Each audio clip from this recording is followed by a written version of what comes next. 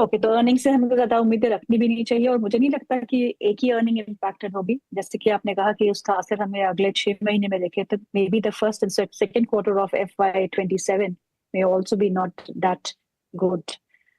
तो अर्निंग से चलते हुए बाजार में थोड़ा बहुत कॉशियस अप्रोच तो रहेगा ही रहेगा। चलिए कुछ और काउंटर्स की बात करते हैं। आज सरकार ने स्विच टू PNG की फ्रेमवर्क को ले डाउन किया है, जिसके चलते हुए आज गैस से जुड़ी हुई कंपनियां जो है उनमें एक अच्छा रुझान है। MGL, IGL, गुजरात गैस, गेल जैसी कंपनियां जो है आज अच्छे खासे मोमेंटम में है। तो इन सब कंपनीज पे आपका क्या नजरिया होगा राजेश जी? IGL, गुजरात गैस, गेल, MGL।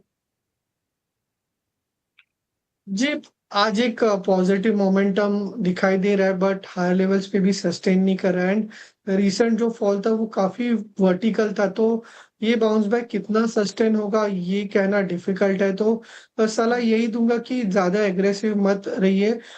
इनफैक्ट कोई भी बाउंस आता है तो बाउंस में लाइट लाइट पोजीशंस करने की कोशिश कीजिए। MGL अगर आप देखें तो आज भी हायर लेवल से करेक्ट किया है। वापस 1025 ऐसे लेवल्स आते हैं तो हम देख रहे हैं कि बहुत ही स्टिफ रिट्रेसमेंट लेवल्स और एवरेजेस है। तो हायर लेवल्स पे जो है एग्जिट कीजिए। अगर आप IGL भी अगर आप देखें तो ऐसे में मार्केट में भी कोई मेजर ट्रैक्शन नहीं है। 1.5% का अपमूव है एंड हायर लेवल से वापस प्रॉफिट बुकिंग दिखाई दे रही है। वापस IGL में भी अगर 165 168 ऐसे लेवल्स आते हैं तो उसमें भी पोजीशंस जो है लाइटन अप करने की सलाह दूंगा। तो गैस सेक्टर में कोई मेजर आउट परफॉर्मेंस नहीं है। बाउंस आता है तो बाउंस में लाइट करने की ही सलाह दूंगा मैं। राजेश, दो स्टॉक्स है जो आज 52 हफ्ते के उच्चतम स्तरों पे है, 52 वीक हाई पे। एक औरो फार्मा 1324 का लेवल है, इस समय 3.5% का इजाफा देखने को मिल रहा है। और दूसरी फार्मा कंपनी एमक्योर, यहाँ पे 4% का इजाफा है, 1600 का लेवल है। So pharma seems to be a safer bet. दोनों ही स्टॉक्स पे क्या करना चाहिए? हाँ जी तो जी, मैं कहना चाहूंगा कि फार्मा बहुत ही शानदार एक चार्ट स्ट्रक्चर दिखाई दे रहा है।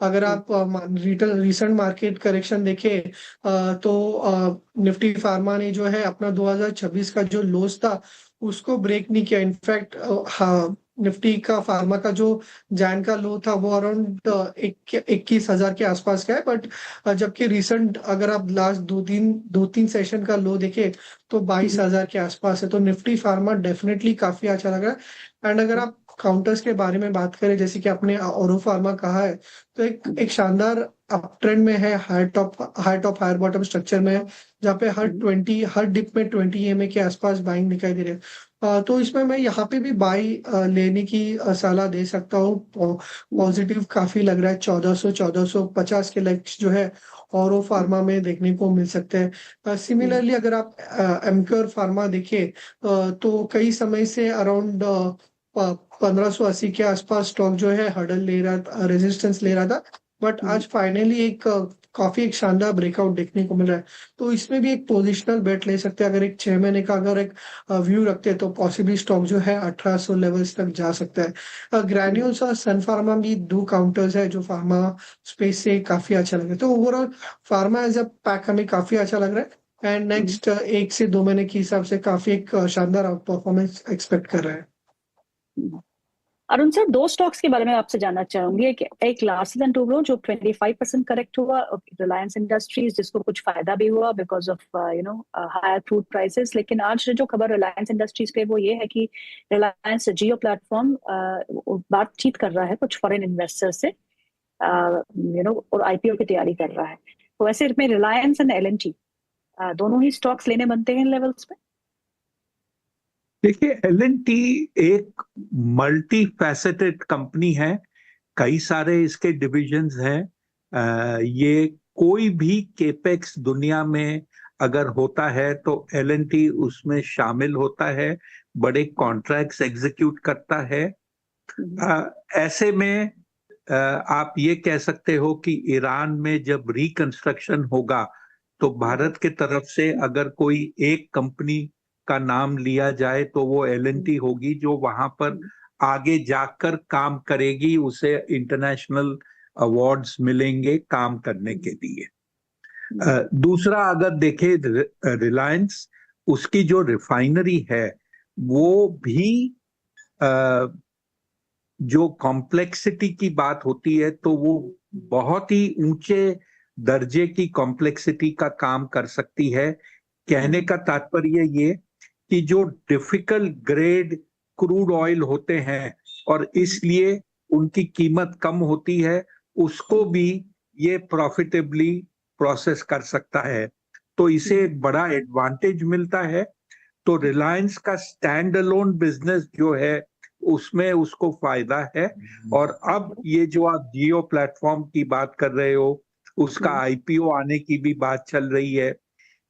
उसके अलावा ये जो निवेशक की बात हो रही है, कई बड़े दिग्गज नाम ऑलरेडी उसमें इन्वेस्टेड हैं और इसमें जुड़ जाएंगे। तो ये एक तरह का रिलायंस शेयर होल्डर के लिए एक बोनस है, क्योंकि जियो आज तक लिस्टेड एंटिटी नहीं है। राजेश जी, आपने बात की पीएसयू बैंक इंडेक्स की, और काफी अच्छा प्रदर्शन आप बैंक्स में देखेंगे। डे हाई पे इस समय बहुत सारे पीएसयू बैंक्स कामकाज कर रहे हैं। आप इंडियन बैंक को देखिए तो 4-5% का इजाफा देखने को मिल रहा है। Union bank nearly 5% up, Maharashtra bank पे 4.5% का साथ है। स्टेट बैंक ऑफ इंडिया 3.5% ऊपर कामकाज करते हुए। Canara bank, bank of India, UCO bank, central bank, सभी बैंक्स जो है वो करीबन 2 से 5% के इजाफे के साथ इस समय कामकाज करते हुए। ये पीएसयू स्पेस की मैं बात कर रही हूँ। तो पीएसयू स्पेस में ये जो बाउंस बैक आप देख रहे हैं इस समय बाजार में और इन स्टॉक्स में, सबसे बेहतरीन चार्ट्स पे कौन से स्टॉक्स है जो पीएसयू स्पेस में अभी एक्यूमुलेट करना चाहिए? जी देखिए, मैं डेफिनेटली पीएसयू बैंक के साथ ही जाना चाहूंगा। एंड उसमें अगर आप देखें तो यूनियन बैंक एक काफी एक स्ट्रॉन्ग चार्ट स्ट्रक्चर है। अगर आप देखें तो जैन के स्टार्ट में स्टॉक 150 था, 150 के बाद वो 200 तक एक अपमूव देखने को मिला था। प्रिसाइसली 50% करेक्ट किया है, 89 ये पे सपोर्ट लिया है, एक ब्रेकआउट को सपोर्ट लेके वापस रिबाउंड कर रहा है। तो पॉसिबली यूनियन बैंक यहाँ से वापस 200-210 के जो लक्ष्य देखने को मिल सकते हैं। सिमिलरली अगर आप इंडियन बैंक देखें तो इसमें भी जो प्रीवियस रैली थी उसमें इसने शानदार परफॉर्मेंस देखने को मिला था। एंड लास्ट 2-3 सेशन से 89 ईएमए जो है सपोर्ट लिया है। अगर आप 89 ईएमए के बारे में बात करें तो लास्ट मई से ही हर डिप में 89 ईएमए के आसपास इंडियन बैंक ने सपोर्ट लिया है। लास्ट वीक भी यहाँ पे सपोर्ट लिया है एंड रिबाउंड कर रहा है। तो एक काफी अच्छा रिस्क रिवॉर्ड बैठ रहा है। पॉसिबली यहाँ से 1050, 1080 के लेवल्स जो है अगर एक पोजिशनल बेट रखते हैं तो इंडियन बैंक और यूनियन बैंक में देखने को मिल सकता है। अरुण सर, अगर क्रूड के दाम इन्हीं लेवल्स के आसपास रहते हैं, से बिटवीन $95 to $105, तो हमारे मार्केट्स कहाँ जाएंगे?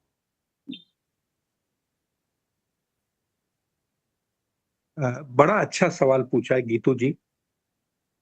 इस रेंज में अगर क्रूड रहता है तो ये मार्केट के लिए मीडियम टर्म में नेगेटिव रहेगा, क्योंकि इसका मतलब ये है कि अनसर्टेनिटी ऑन जियोपॉलिटिकल फ्रंट वो जारी है। क्रूड अगर आप देखें तो $70 के नीचे ट्रेड कर रहे थे जब तक ये खाड़ी की लड़ाई शुरू नहीं हुई। तो अगर आप क्रूड जिसकी डिमांड ग्लोबली वर्चुअली फ्लैटिश मानी जाती है, अगर उसका भाव एलिवेटेड 30-35% हायर चलता है तो इकोनॉमीज उसको आज के दिन सस्टेन नहीं कर पाएगी और ग्लोबली आप देखेंगे इन्फ्लेशन बढ़ेगा। जब इन्फ्लेशन बढ़ता है तो उसका इम्पैक्ट परफॉर्मेंस पे, कंपनीज के वर्किंग पे अवश्य आता है। हालांकि ये भी कहा जाता है कि थोड़ा इन्फ्लेशन स्टॉक मार्केट के लिए अच्छा है, बट ये जो आप इन्फ्लेशन क्रूड के तहत जो आएगा वो कंफर्ट जोन से बहुत ज्यादा रहेगा। इसके लिए ये मीडियम टू लॉन्ग टर्म में थोड़ा सा नेगेटिव रहेगा बाजार के लिए।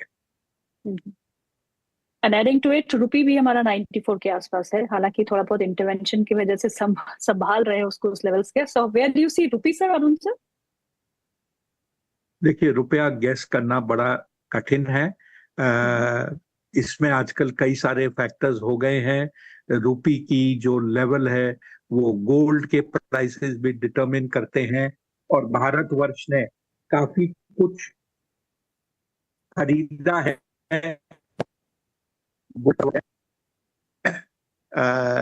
तो इमीडिएट कहना थोड़ा सा मुश्किल रहेगा। राजेश जी, वीबीएल के स्टॉक को देखिएगा, आज 4% ऊपर है, 404 का लेवल है। हमने देखा था कि कुछ मोमेंटम वापस लौटा था इस स्टॉक में।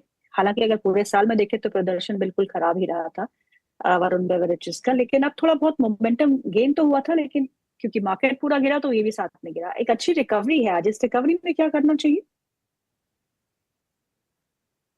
जी देखिए, एक बाउंस बैक है एंड आज का अगर आप फॉर्मेशन देखिए तो एक टेक्निकली एक बुलिश किकिंग पैटर्न बन रहा है एंड अगर ये गेन्स होल्ड करता है तो पॉसिबली वीकली चार्ट में भी एक हैमर फॉर्मेशन देखने को मिल सकता है। तो जो रीसेंट स्विंग लोज है अराउंड 382 के, तो उसको ध्यान में रखते हुए पॉजिटिव अप्रोच रख सकते हैं एंड पॉसिबली बाउंस आ सकता है टुवर्ड्स 430 टू 440 लेवल्स। सो अभी शॉर्ट टर्म में एक पॉजिटिव आउटलुक बन रहा है, तो यहाँ पे डेफिनेटली पॉजिटिव अप्रोच रख के ही चलना चाहिए।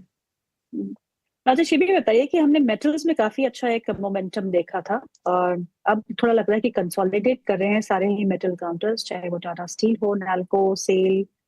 मेटल स्पेस में आपको क्या पसंद है? जी, दो काउंटर्स काफी अच्छे लग रहे हैं मुझे, टाटा स्टील और जिंदाल स्टील। अगर आप रीसेंट चार्ट स्ट्रक्चर देखें तो मार्केट के हिसाब से रिलेटिव स्ट्रेंथ देखने को मिला है।